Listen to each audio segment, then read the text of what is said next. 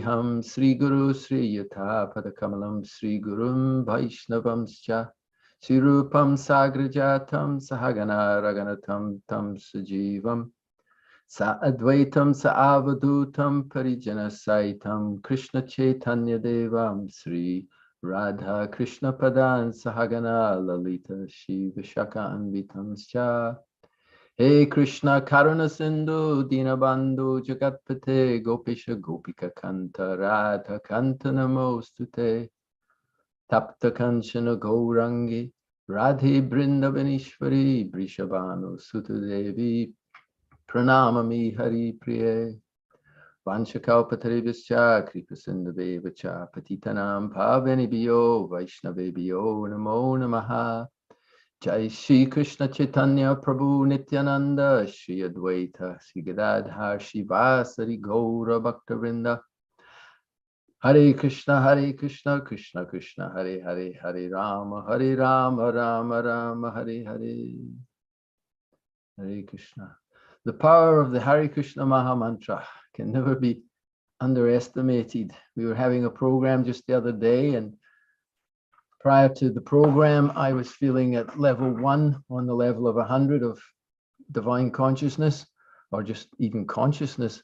And when the devotee began to chant Hare Krishna mantra, playing harmonium, someone playing kartals, drum was there also. Within a few minutes, I say minutes, it wasn't minutes, it was only moments, I felt myself transported immediately to another level. Really was really visceral. I could feel it. And I thought, wow, this is so powerful. Same old mantra, same old tune, same devotees, but the Maha Mantra performs its divine purpose of purification. So just by being in the association of devotees, we're forced to chant Hare Krishna. Even you don't feel like it, you're forced to chant Hare Krishna. The other day we were reading that also, Srila Prabhupada, I think it was, who was that? It was Vaisheshika Prabhu, I listened to a lot, as you may know already. And Vaisheshika Prabhu said he was speaking on make japa great. He has a program that he calls make japa great, or something like that. Anyway, he said he'd done a little research and on Prabhupada's statements about japa mantra meditation. And he said that, and one of them, Prabhupada said, to meditate requires a very peaceful environment, etc. As we can understand, in previous ages, things weren't so topsy-turvy as they are today, not so intense and chaotic. And the sages would retreat to Himalayas and caves and so on, like that. Very serene atmosphere for meditation, but in the age of Kali, it's not available to us, and neither do we have the qualifications. Mandasa Manda Madhu Bhagavatam. What is that? Mandasa Manda Mag? I've lost it. Men in this age of Kali have but short lives. They're quarrelsome, they're lazy, they're misguided, they're unlucky, and above all, always disturbed. So this meditation, this process of developing our higher awareness and consciousness can be developed in this age through the chanting of Hare Krishna Maha Mantra. And Prabhupada said, this is a forced meditation. So it was I thought, wow, that's an interesting statement. It forces us to meditate. As I'm saying, I didn't feel like meditating at that time, but just by hearing that mantra, it takes us to that realm. We hear the vibration, and before you know it, we're meditating on Hare Krishna, Krishna Krishna, Hare Hare, Hare Rama, Rama Rama, Hare Hare. Now I noticed, now I just saw this, I've got this screen now and I've got everyone's picture, so I'm talking to everyone. It's a new one for me, but I can see everyone as you can see me. So I noticed some didn't chant. That was interesting. You have to sit up straight now, and you're in trouble. Mahavishnu Maharaj, he would say, I'll pull your ear. If Prabhu's chanting Hare Krishna, you also have to chant Hare Krishna. Actually, in that connection, Mahavishnu Maharaj, he said, Srila Prabhupada would pull your ear. He said, you call yourself, he wasn't it was playing. Maharaj would play a lot. He was such a jolly person. So he was always playing and joking, absolutely seriously.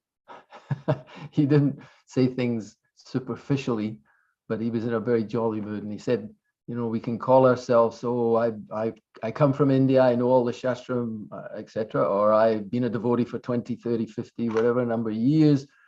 And then he said, Srila Prabhupada asked you, what is that sloka? And if you don't know the answer, he said, Prabhupada will grab you and he'll peel your ear, he'll twist your ear.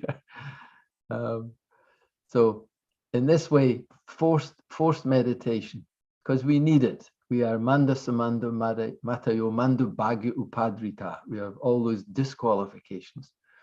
So this is the beginning then. Krishna says, Tat Shrinu, just hear from me. By practicing yoga and full consciousness of me, with mind attached to me, you can know me in full, free from doubt.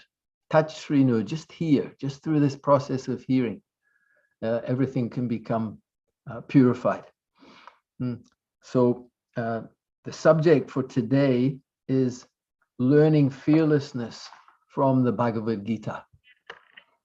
So fear is a very interesting subject matter, because it's said that there are different activities in the material world. Gosh, there's a big flock of geese just running. I don't know if you can hear them where you are, but I've got all these geese going over and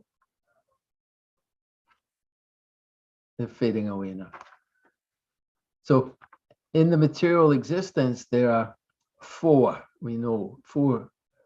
activities: eating, sleeping, mating, and defending or fearing. Now, if we study these as Bhagavad Gita encourages us to do as human beings, we see that the eating goes on for some time. Yeah, we eat sometimes. We don't eat all the time, although sometimes it feels like you are eating all the time. But no, we're eating, and then sometimes we're sleeping. We're not always sleeping. Sometimes there's mating, reproduction is there, and mating, idea for that is there, but not all the time. But there's one thing that is always present, and that is fearing. We're always fearful. And I can just give you, and I'm sure you'll think of many times when you've maybe noticed that. I was sitting in a doctor's surgery once. And the amazing thing, if anyone came into that doctor's waiting room, maybe 10 people were sitting in this place. And if anyone said, how are you? They go, oh, pretty good, pretty good. And people ask us that, how are you doing? Oh, pretty good. But why are you the doctors? You're sitting in the doctor's place. You can't be that good.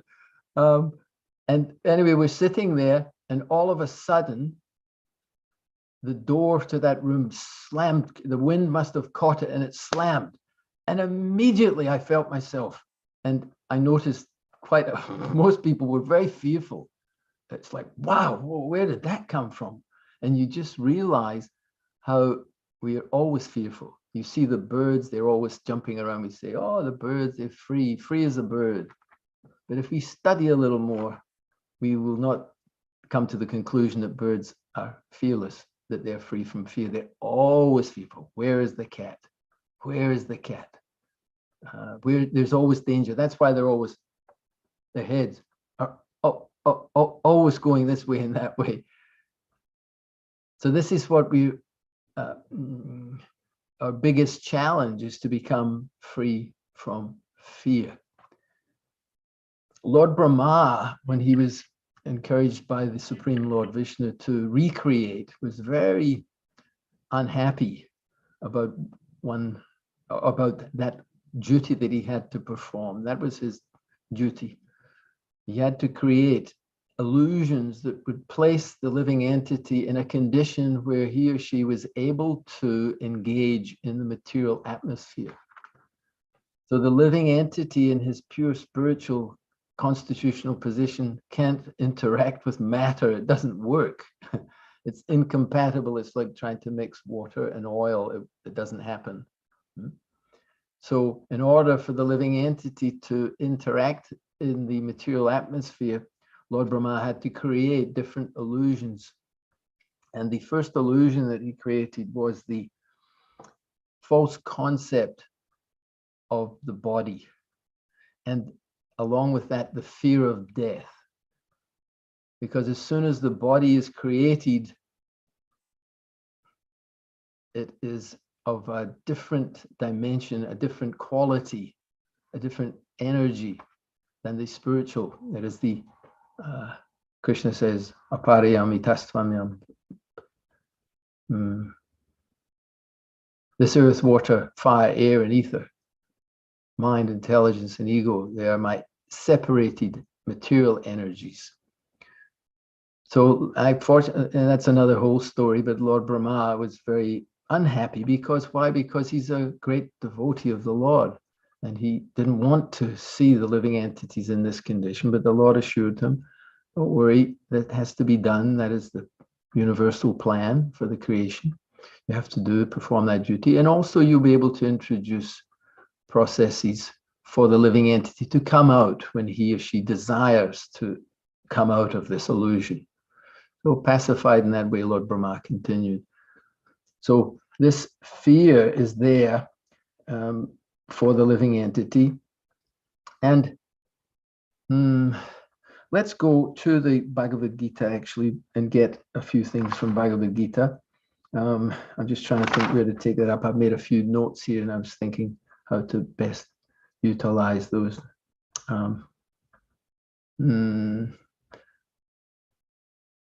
Yeah, we'll just begin where I've got a couple of notes here. Bhaya or fear. So we're talking about abhaya, to become fearless or free from fear. And it springs from that ignorance that Lord Brahma, we understand, is given this ignorance, the bodily concept of life. And let us see, where will we go? Material life means, I've written, desperately struggling to mitigate our sufferings. So human form of life is that special opportunity. The other species, they are not able to contemplate, deliberate on these things. But human form, we have the ability. So it is a special gift for us to be used. Life's desires, Bhagavatam says, should never be directed towards sense gratification. Because he's talking to the human beings. He's not talking to the animals. The Bhagavatam speaking to the human beings. It should not be directed towards sense gratification. One should desire only a healthy life and self-preservation, because the human form of life is meant for inquiring into the absolute truth. That's the purpose. The absolute truth will lead us out of this illusion and lead us out of our suffering condition. But the mass of people, again in the Bhagavatam, it says the mass of people don't know this. They don't realize this. They've not been exposed to this understanding that the difficulties that they're experiencing can be directly mitigated by the linking process of devotional service. This is the Bhagavatam's famous words. I quote this verse. Anarto pashamam shakshad bhakti yoga adhoksuje lokasya janato vidvams chakri sattvatam samhita. So this is a very important verse of the first canto, 7th chapter, 6th verse, Bhagavatam, where it says, Anarto pashamam shakshad. It says the anartos, these material sufferings that the living entity experience are actually anartas. They're superfluous to the pure spirit soul, as we've heard Lord Brahma's, it's superfluous. We're not supposed to suffer. We don't suffer. The spiritual living entity is beyond that suffering. But because we've signed over the power of attorney to the body and the mind and the false ego, then we suffer intensely in this position. So we find very quickly, we're trying to find, how do I get out of this suffering? I didn't realize. Vaiseshika Prabhu makes a nice comment like that. He says, we didn't read the fine print. You know, when you sign a contract says you're going to get this and this and this, and you think, wow. And he says, just sign here. And you go, okay, you sign up.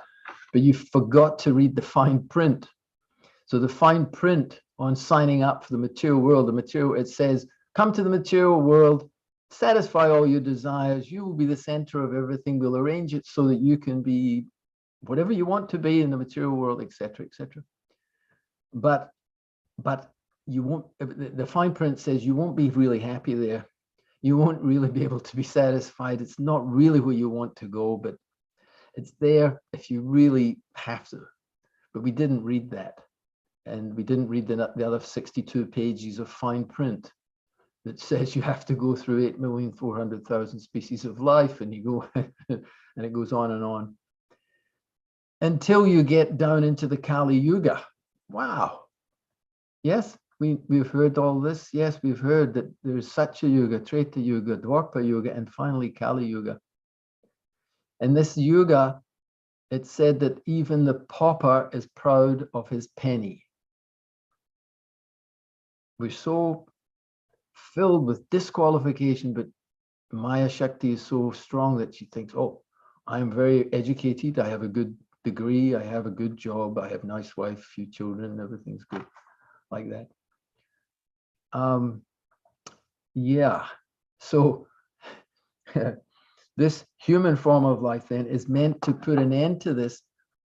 And the great sages have, like Srila Vyasadeva, he's written this Bhagavat Purana, the Srimad Bhāgavatam, where he points out that those miseries which are superfluous to us can be directly mitigated by this process of linking to the Supreme, our supreme origin, the supreme personality of Godhead. That will be the remedy. That chanting of Hare Krishna, that study of Bhagavad Gita, that entry into Srimad Bhagavatam, the hearing of the pastimes of Chaitanya Mahaprabhu, the beautiful interactions of those great devotees and souls will bring us out of our dreaming state of, yeah, we know the story of King Indra. In the Bhagavatam just now in temple, I'm sure you're aware, we're talking about Prithu Maharaj, and King Indra wants to come and disturb his 100th sacrifice and so on. So King Indra is very instructive, and we have to be very careful in our thinking of King Indra, because we see in that pastime that Lord Vishnu arrives at the sacrificial arena with, guess who? King Indra. He's a very special personality. He's sometimes depicted as not so great, but he's actually a very, very elevated personality. So when the Lord appears, he comes with his very dear servants, and he's explaining that Indra has become a little overwhelmed by his position and a little envious, and maybe maybe you could forgive him for that. So that's another whole pastime there in that section of the Bhagavatam. So in another place, Indra is also being seen that he's been given, he got himself in a bit of difficulty before also, and he was told that you have to go to the material world and in a very low species of life. So he found himself as a pig.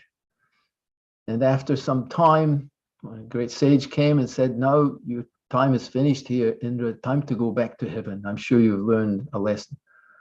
But he said, I don't really want to go, because I'm pretty happy here, because look at these children, they're so cute. You know, look at their little piggy tails, they've got little pigtails and they're going squirreling and stuff. So he was besotted, he was captured by this position that he was in.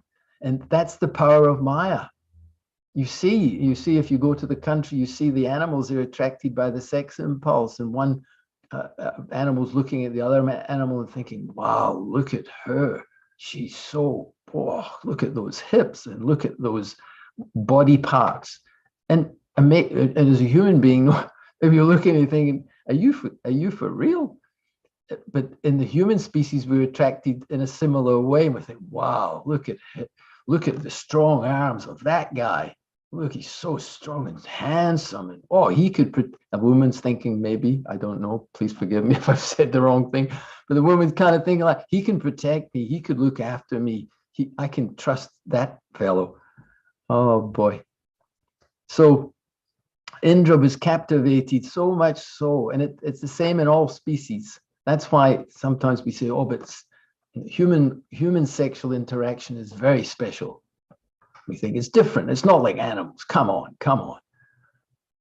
And yes and no. Yeah, it becomes sophisticated in some kind of ways, but it's the same thing. Otherwise, why are the animals so enthusiastic? Everyone's enthusiastic. It's the big impulse of the material world that captures us all. Yeah. So Indra was captured in that way, and it was only when his anyway, I won't get into the whole story, but he managed to get a higher understanding and was able to give up that position, realizing that this was actually a bewilderment, and he had higher duties to perform. Let's say that.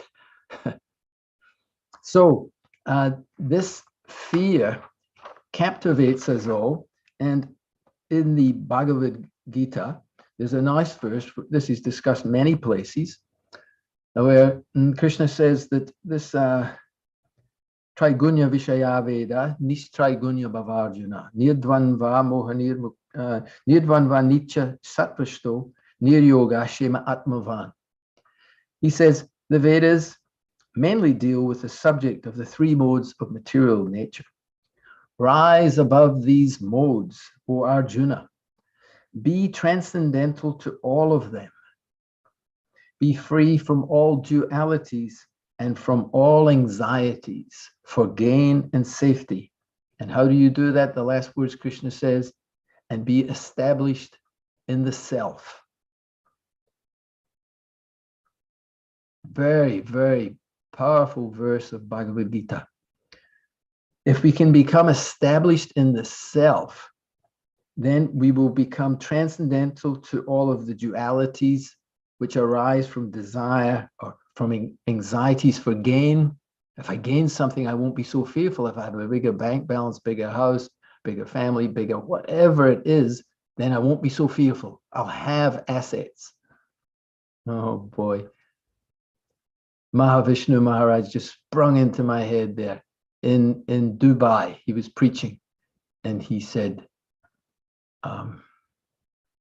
he was so clever and funny in his preaching. He was talking about, he said, yes, we have to, I can't remember how he did it. It was so clever. Talked about assets. And then he was encouraging everyone, we have to get assets. And if you could see, everyone was thinking, what is Maharaj saying here? You have to accumulate so many assets. He said, then he turned it around and said, they're not assets, they're asat. They're asats. They're temporary. They're not actually assets. It was so clever. It looked as though Maharaj had lost the plot and was, encouraging everyone to gain all the assets, get air conditioning and get BMW, get all these things. He said, then they're all taken away. They're all asat. They're all temporary. So we think that if we surround ourselves, this is the human being. The animal looks to become freed from fear by finding a reasonable place to lie down on the paddock where they're just there, or they'll maybe take shelter under a tree.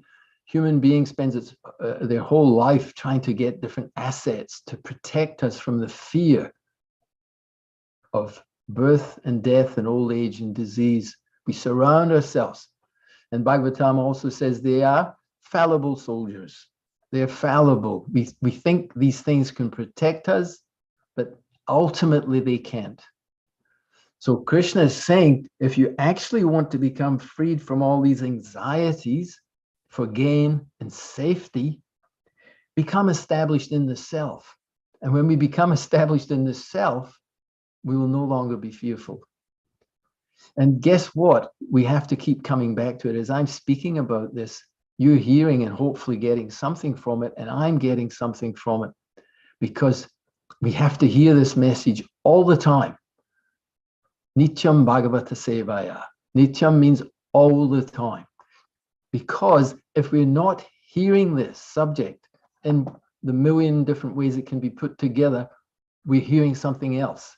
And those other things that we tune into will bring us anxieties, fearfulness, desire for gain, and safety in this world. And when we keep hearing Bhagavad Gita, Bhagavatam, we will not be so focused on those other asats, but we'll go for the one asset which is to be established in the self. So I'll just read a little bit from this.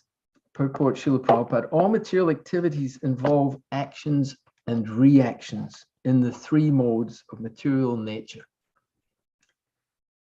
They are meant for fruitive results which cause bondage in the material world.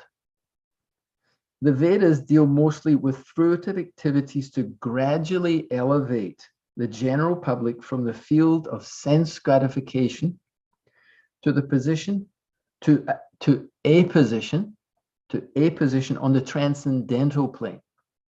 So that's the whole idea of the Vedic system. Gradually elevate us through pious activities, forming yagyas and so on, pious activities, gradually elevate us through the field of sense gratification, purifying gradually, and then coming to this platform of Brahma Jignasa, inquiring. Arjuna is, as a student and friend of Lord Krishna, is advised to raise himself to the transcendental position of Vedanta philosophy, where in the beginning there is Brahma Jignasa, or questions on the supreme transcendence. All the living entities who are in the material world are struggling very hard for existence. And in brackets from Jai Sila, but we don't realize it. As I said, you ask anyone, how are you? Oh, pretty good. Actually, the answer is I'm struggling to survive in the material world. But you can't answer that because no one will want to ask you again. They'll not ask you how you're going. They'll say, he's an old misery guts. So I better not say that. How are you? Oh, pretty good. Pretty good. Okay, fair enough. For them, the Lord, after creation of the material world, gave the Vedic wisdom advising how to live and get rid of the material entanglement. When the activities for sense gratification, namely the Karmakanda chapter, are finished, then the chance for spiritual realization is offered in the form of the Upanishads, which are part of different Vedas. So we understand that the Upanishads are there in the Vedas.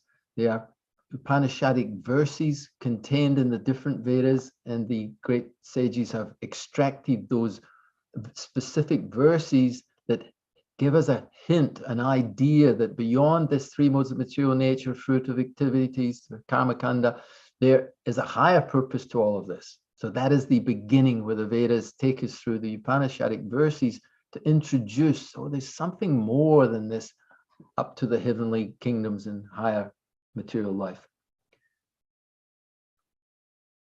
In the form of the Upanishads, which are part of different Vedas, as the Bhagavad Gita is part of the fifth Veda, namely the Mahabharata.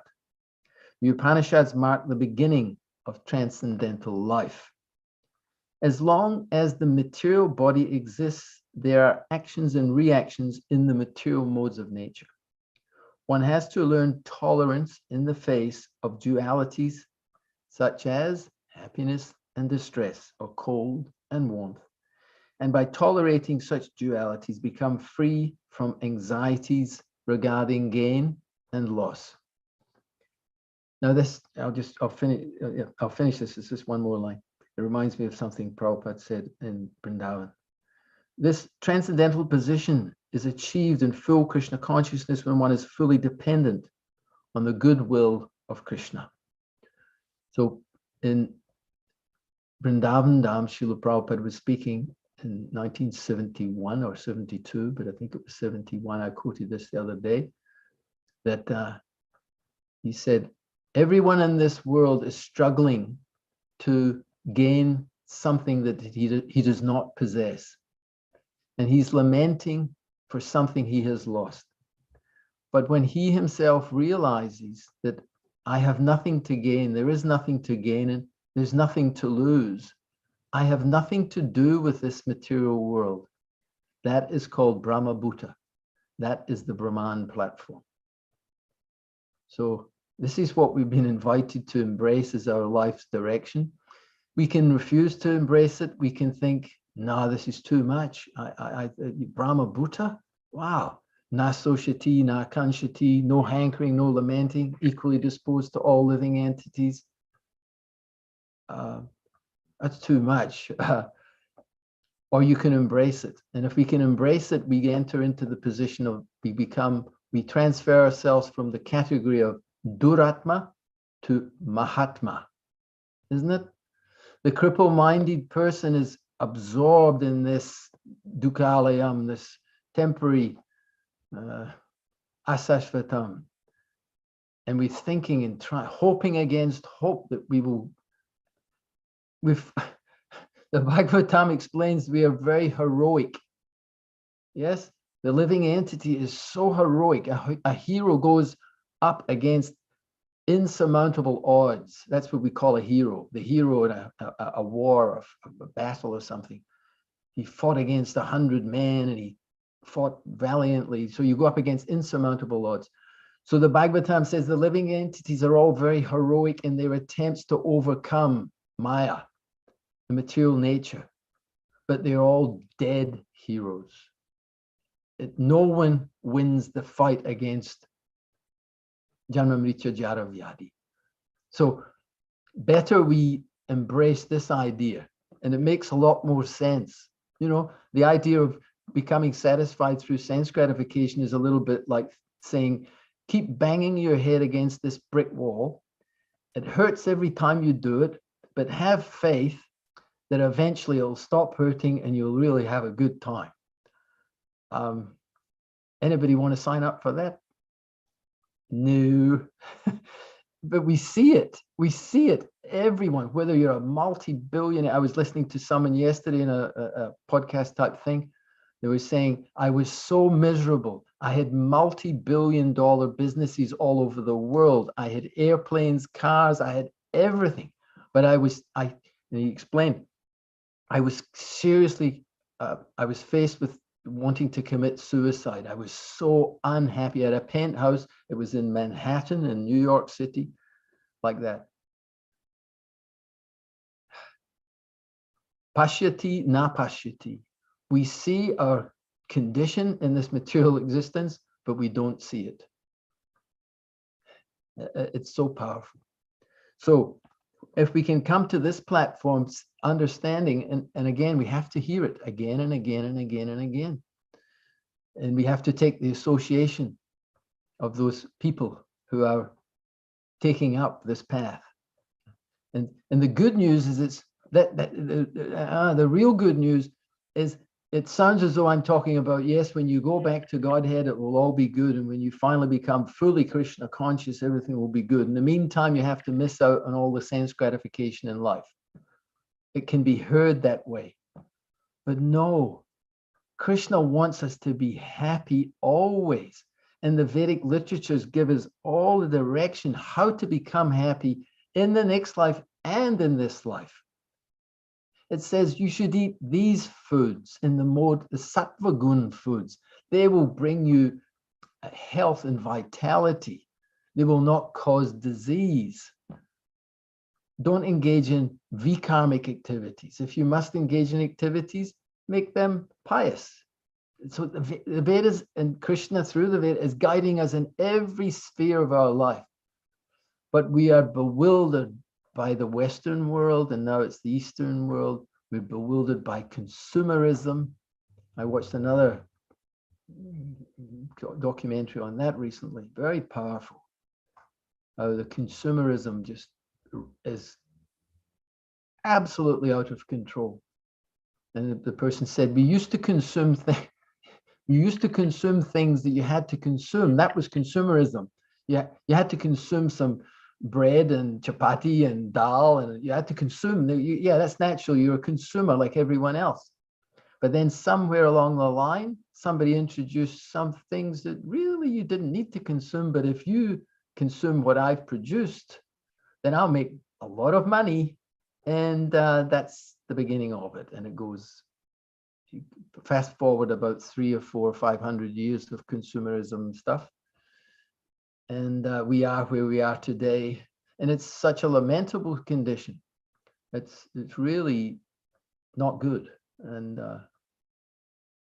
Bhagavad Gita is, so So that verse in the Bhagavatam that I quoted, that one, it says, Anato Pashamam Shad Bhakti Yoga Dhoksaji, Lokasha Janato Vidvams. It says, the mass of people don't know this. Therefore, the greatly learned Vyas compiled Chakri Sattvata Samhita. He compiled the Srimad Bhagavatam, where people would be able to get this message that your miseries that you're trying to escape from can be directly mitigated by this linking process to Krishna. And take it up. Krishna is so kind. He says, take it up wherever you can take it up.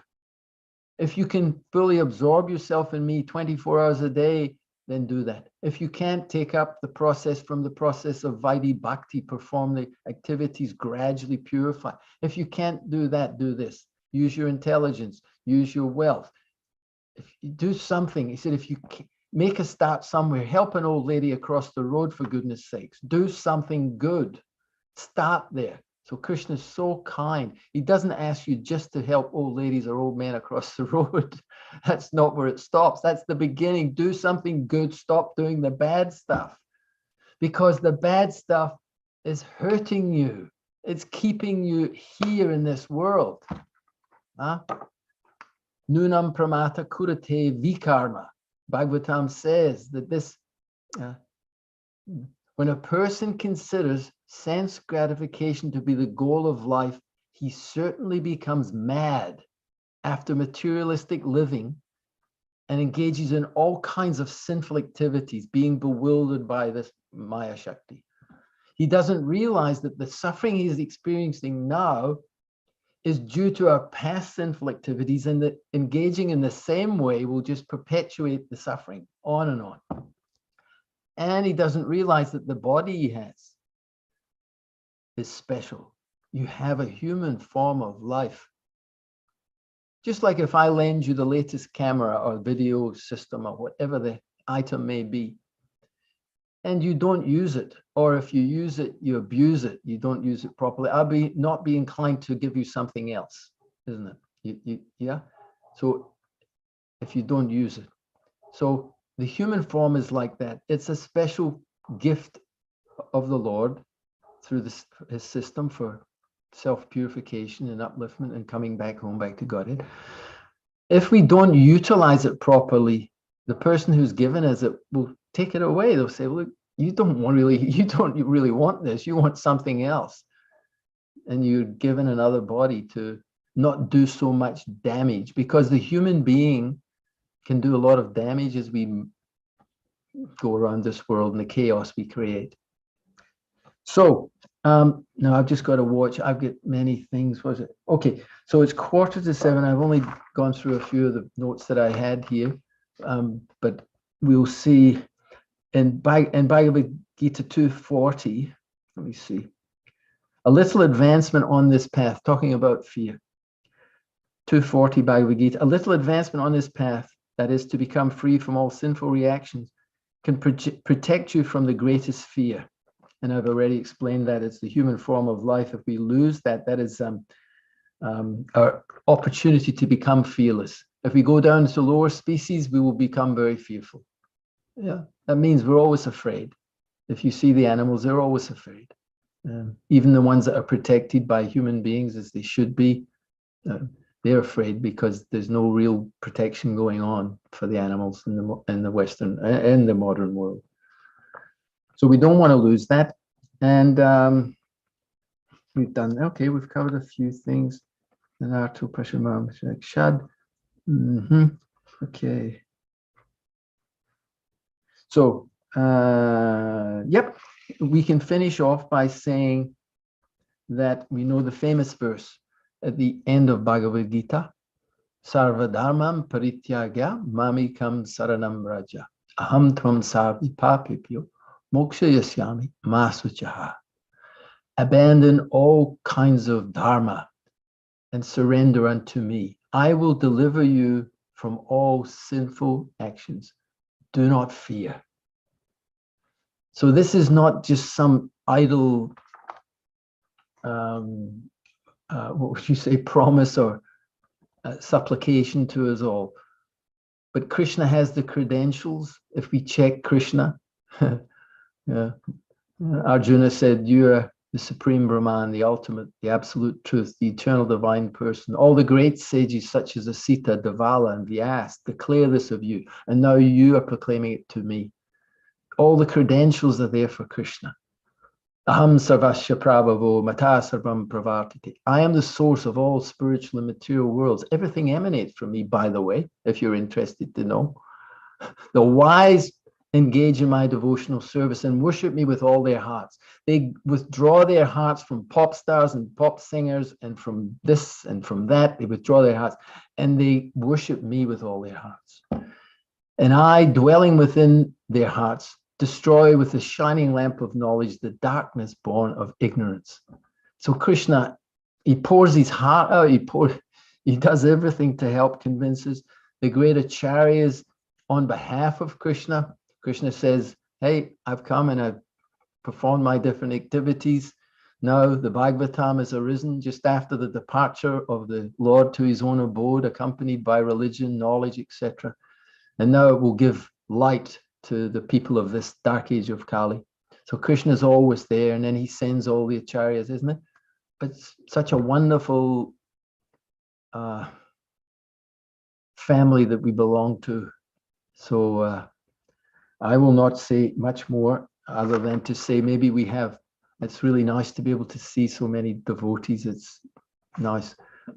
So if anyone has any reflections, we maybe have 10 minutes or so left, and I'd be happy if that's okay. If anyone has just anything that's come up for you in these verses that we've touched on in the subject of becoming, to develop fearlessness from the Bhagavad Gita, then you could just reflect that little point or big point, whatever point back, and we can. Hare Krishna, Prabhuji. Sorry, Ambarish Ji. Thank you very much for your nice realizations in class, Prabhuji. There are many points which actually inspired and enlivened my thinking, you know. But over a period of time, it settles at the back, you know. So it comes out in the front and very nicely, you know. So 2 points. That's so funny, Ambarish, as you said that.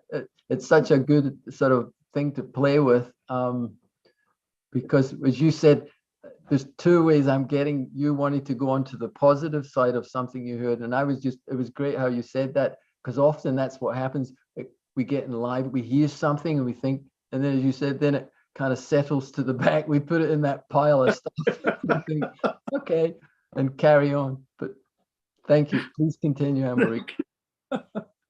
Yes, Bhuji. So the 2 points were that all living beings are like heroes. They fight in the material world, very nicely put in the Bhagavatam, with all their against all odds with Maya Devi. Ultimately, they are dead. They're dead heroes. They're always defeated. That's a very good point, you know, with Janma Mrityu Jara Vyadhi, old age, disease, and death. Second point was with Maharaj. Maharaj talks about assets as assets.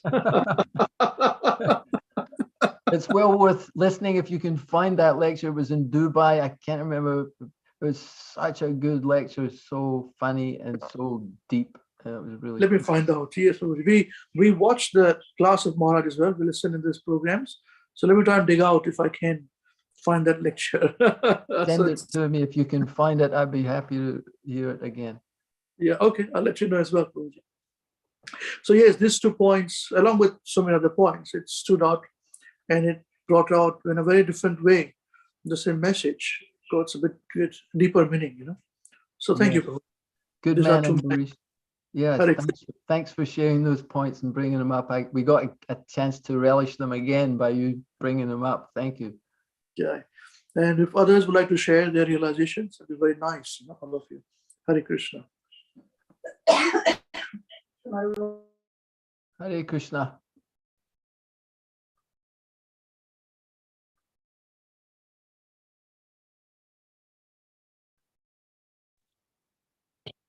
Hare Krishna, Prabhuji. Hare Krishna, Maharaji. Haribol. Very nice lecture as usual. So, you know, the point that really stayed with me is the pages that we did not read when we came here to the material world. We forgot to read 2 pages. Yeah, I think it's a very, very, it's going to stay with me, Prabhuji. I really appreciate that, the way it was put forward, because we realized that at every point in our time that I wish whatever I did to come to this material world, I wouldn't have done. Yeah, that's it's such a good point, isn't it? That was Vaisheshika Prabhu. He's such a wonderful soul, and he has so many good points that he makes, and it makes complete sense, doesn't it? If I'd only read the other 56 pages of fine print, I might not have signed up. Yeah. And another thing I wanted to mention, this is not related to the class, but sometime back, when I heard one of your classes, you had mentioned about Krishna is, so I think there was a relevance to this point about Krishna is in the taste of the water. Uh-huh. And this was in one of the classes I think you gave in our programs itself. And this is something that you read always, but when you said it, the way you said it, it remained with me always. Oh. And that point onwards in my life, every time I try to drink water, I always remember that. So thank you very much. I wanted to mention this to you earlier. Good, so good. Thanks for sharing that. I think I may have said something. I remember when we first joined the temple, the habit at that time was whenever you go to drink water, we used to say Shri Vishnu, Shri Vishnu, Shri Vishnu 3 times before we drink water. And that, I can't remember, that was for quite a number of years. We used to, so that was what we'd say. And it stuck in my mind when someone's, not just the Shri Vishnu, but that Krishna is the taste in water. And I know for a long time, I could hardly go to the tap without thinking, this is Krishna. Yes. Yeah, sorry. I think that I remember you mentioning that every time you drank water, you remember that, and then it just kind of passed on to me, because every time I drink water, I also try to now. It just automatically, you remember that Krishna is in the taste of the water. Yeah. And last night we were reading, my wife and I, we were reading from somewhere. I'm trying to think. I think it was in what's the lady's name? Jamuna. It's the story, the biography of Jamuna Devi. And in there, she was quoting Srila Prabhupada saying that verse, Rasoham Apsakuntaya, and then Prabhupada went on to say, hey, Krishna is the taste in the wine. So you can encourage the man who's drinking that taste that you're addicted to in the wine, also you can see that as Krishna. That is Krishna.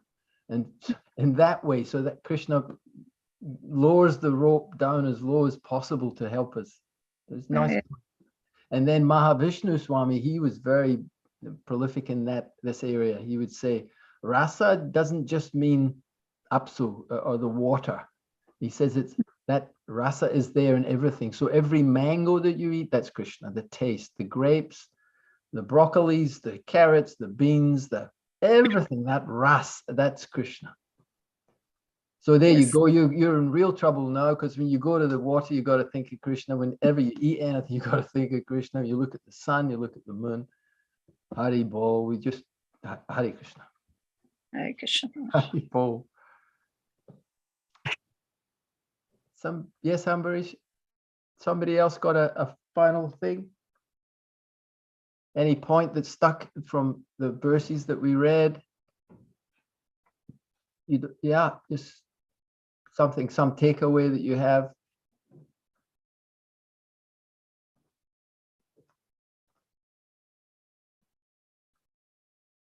Maybe there's something someone can just, if anyone's got something that you'd like to share, nothing to do with the class, could be anything, nothing to do with what I've said, just something that you would like to just share for a moment about how to be Krishna conscious, and something.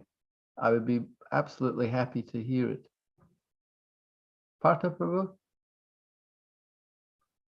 This is your chance, all of you devotees. Parts, come on. Hare Krishna Prabhu. Thank you for such a wonderful class. And thank you, Ambarish Prabhu, for bringing in such wonderful people for the sessions on fear and fearlessness. Thank you so much. Devotees. Devotees, sorry. So yes, Prabhu, one thing that I picked up was when you said that in the that most people, when you talk about spirituality or bhakti and God, they have this idea that, okay, in this life you don't do some things, you don't take pleasure from some things, but then at the end of it you get a big pie in heaven or somewhere, and then you take all the pleasure that you want from there. So right now you have to give up pleasure for the pleasure that you will get later on. And this thinking, when I talk to people and my friends, this thinking sometimes does not make like much sense to them. They're like, why should we refrain from pleasure now if we are getting it now for something that we haven't even seen? And then you said very beautifully that if you read the Shastras very nicely, they don't recommend something like that. Krishna is very merciful in saying that if you live your life this way, you will get pleasure in this life and happiness in this life, plus more happiness in the life to come. So that was very wonderful point, Prabhu. Thank you. Thank you. It's a great. I'll sign up for that program that you just mentioned. Yeah, we'll sign up. There's no small print, is there?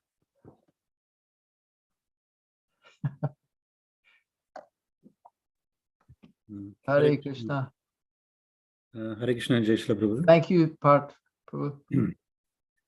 Thank you very much, Prabhuji, for your wonderful class. Hare Krishna. As usual. So I was actually listening to various points, but the one realization that you share regarding the fine print, while when the living entity coming into this material world, we forget to read the fine print. So that was actually put that very nicely, put forward. Even actually now, because we are in touch with Srila Gurudev, Srila Prabhupada, we know what that fine print is. But still, I was thinking, we know what fine print is, but we still do not want to actually be detached from this material world, We still want to accept that fine print and carry on. So yes, Prabhu. We were just in a little group at the farm there, one of the devotees' birthday, and one devotee shared just like what you're saying. He said, we know where we should be going. He said, but actually, I'm not really ready, like Indra wasn't ready to get out of the mud. And in a similar way, we're thinking, well, I hear that all this about Krishna and stuff, but if I could just get a little adjustment and get the mud packed down a little bit better, I'd be okay here. Oh, I'm sorry, I forgot to switch my phone off. Sorry, Bo.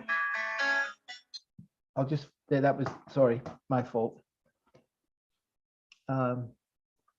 Is that Krishna, some partner on Krishna, alias my old friend Jaya there? I just saw. Sorry, I didn't see him before. Haribo, Jaya. Or Haribo. Thank you very much for giving me a nice class, Prabhuji. Good to see you, Prabhu. Good to see you as well. How are you doing? Everything all good? All good. Wonderful. That's wonderful. I'm suffering like a dog, but the all good is getting with devotees and talking about Krishna and so on. That is the good. So thank you for your association. Thank you, Prabhuji. Thank you very much. Ambarish, I'm clogging up the airways here. It's time to move on to the next segment, I think. Yes, Prabhuji. Thank you. No, it is very nice. Very nice class once again, and your association and your guidance is very important for all senior devotees. And that is what Mahavishnu Goswami Maharaj will always want, And we'll keep inviting you, keep hearing from you, different messages, or the same message in a different way, so we can understand it more better and bring out our old things from the back to the front. Yeah, get all the old files, kind of get them back up to the front. Thank you so much. I appreciate your association. Thank you, every one of you, for being here. And yeah, it's for my purification. Krishna, Krishna, Haribo. Hare Krishna. Thank you very much, Prabhuji. Jai. Haribo. It's great, Jai Srila Prabhu ki Jai. Hare Krishna. Srila Prabhupada ki Jai, Mahavishnu Maharaj ki Jai, Anantakoda Vaishnava Brinda ki Jai. Hare Krishna. Thank you very much, Prabhuji. Hare Krishna. Okay. So all the wonderful devotees who joined us on YouTube, just bear with us. We'll be disconnecting you now and joining back again in just a few minutes. don't go away. Thank you very much. Hare Krishna. Hare Krishna has already done that. Okay, so you're the host now.